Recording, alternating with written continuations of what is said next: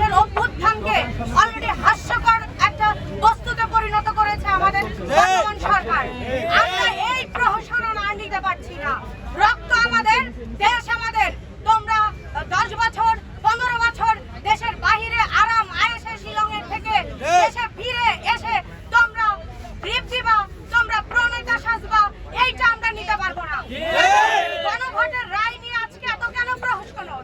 এত প্রহসন আমরা আর নিতে পারছি না।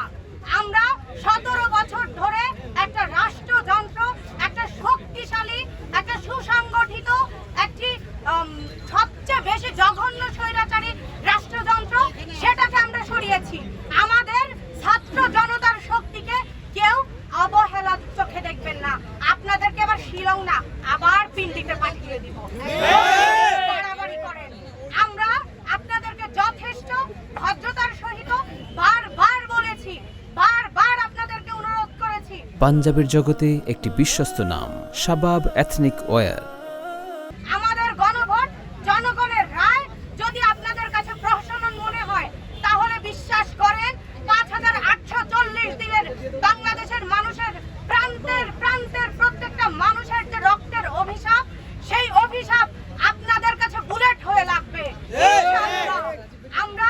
আমি এবং আমার সহযোদ্ধা যারা আছে তাদেরকে আপনারা এতটা হেলাফেলা ভাববেন না, আপনারা তাদেরকে এতটা দুর্বল চিত্তে ভাববেন না।